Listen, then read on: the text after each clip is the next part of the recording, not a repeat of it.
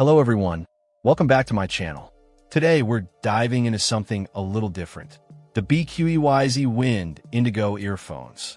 These aren't your average earbuds. They boast a unique hybrid design, combining a dynamic driver with a coiled bone conduction driver. Now, I was intrigued when I first heard about this, so let's see if this unusual combo delivers. Right out of the box, the Wind Indigo impresses with its design. The earpieces have a beautiful, almost ethereal, hollowed-out aesthetic. They're lightweight and surprisingly comfortable, fitting snugly in my ears.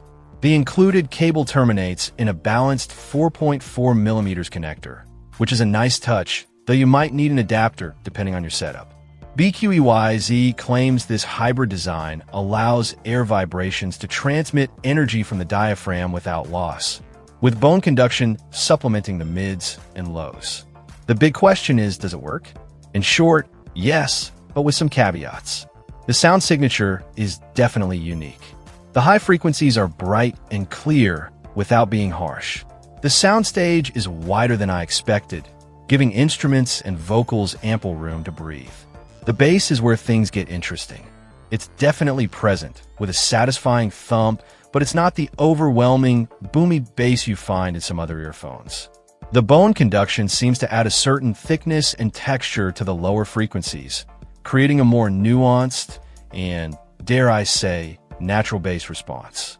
Listening to various genres, from rock and electronic to classical and jazz, revealed the Wind Indigo's strengths and weaknesses. With fast-paced tracks, the separation and clarity were impressive. I could easily distinguish individual instruments, and the overall presentation felt dynamic and engaging. Vocals, in particular, benefited from this hybrid setup, sounding rich and full-bodied. However, in more complex orchestral pieces, the bass sometimes felt a little less defined than I prefer. It's not muddy, but it lacks the tight, controlled punch of a dedicated subwoofer.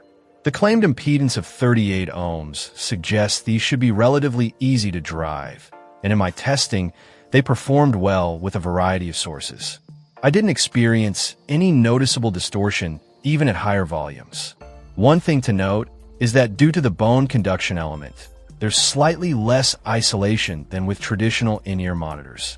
This isn't necessarily a bad thing, as it allows for some environmental awareness, which can be useful in certain situations. However, if you're looking for complete noise cancellation, these might not be the best choice. So, are the BQEYZ Wind Indigo earphones worth your money? If you're looking for something different, something that offers a unique listening experience, then absolutely.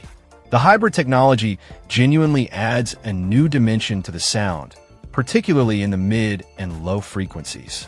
They're comfortable, well-built, and offer a surprisingly wide soundstage. While the bass might not satisfy hardcore bass heads, its unique texture and presence are definitely something to appreciate. Just be aware of the slightly reduced isolation compared to traditional in-ear designs. Overall, the BQEYZ Wind Indigo is a fascinating and enjoyable listen, and I'm excited to see how this hybrid technology evolves in the future.